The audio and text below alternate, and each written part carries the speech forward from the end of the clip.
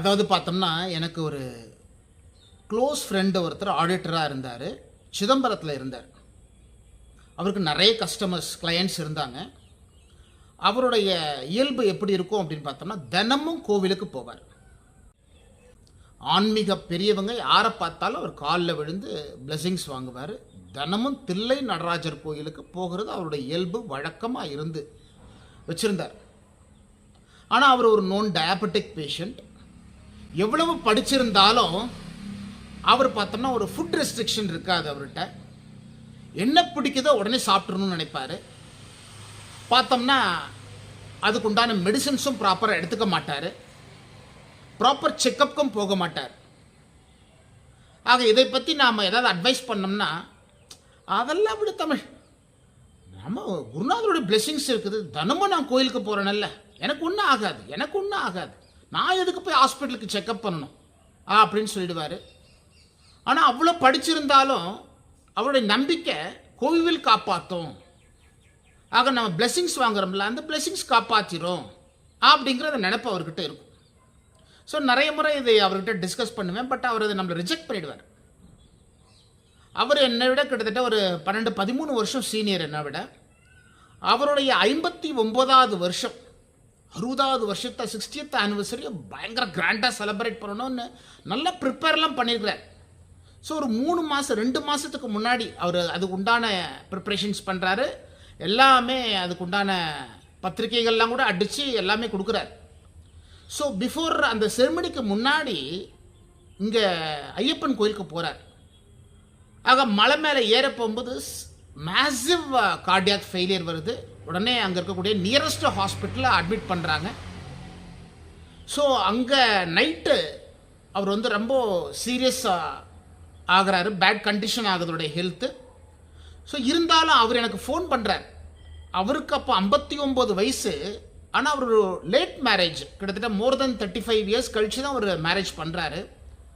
ஒரு பையன் 11th படிக்கிறாப்புல, ஒரு பொண்ணு 3rd ஸ்டாண்டர்டோ 4th ஸ்டாண்டர்டோ அட் த டைம் படிச்சிட்ருக்கு. ஸோ எனக்கு ஃபோன் பண்ணுறார்.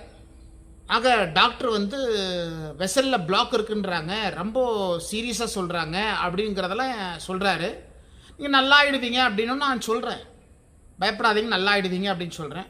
பட் நெக்ஸ்ட் டே அவர் நம்ம இடத்துல இருந்த இல்லை, டெத் ஆகிட்டார்.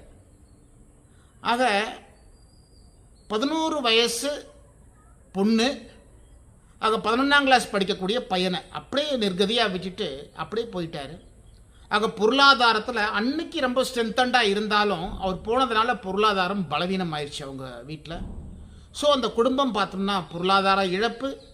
ஆக அப்பா இழந்துட்டார், கைடன்ஸ் இல்லை, எல்லாமே போயிடுச்சு. ஆகையினால என்ன நாம் நினைக்கணும் அப்படின்னாக்கா, ஆக நம்ம குருட்டாம்போக்கில் கோயிலுக்கு போகிறோம் எல்லாம் கிடச்சிரும், ஆக ஆன்மீக பெரியவர்களிடத்தில் உபதேசம் கேட்டால் எல்லாம் கிடச்சிரும் அப்படிங்கிறத அதை நாம் சீர்திருத்தம் பண்ணி ஆன்மீக பெரியவர்கள் என்ன சொல்கிறாங்களோ அதை ப்ராக்டிக்கலாக அப்ளை பண்ணுறதுக்கு வரணும்.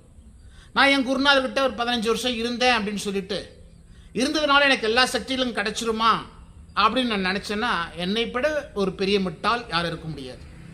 அப்போ என் குருநாதர் சொன்னதை நான் செயல்படுத்தினா மட்டும்தான் அதனுடைய ரிசல்ட்டை நான் பார்க்க முடியும். நான் அதுக்குண்டான மெடிடேஷனில் நான் உட்காரணும், ப்ராக்டிஸ் பண்ணணும்.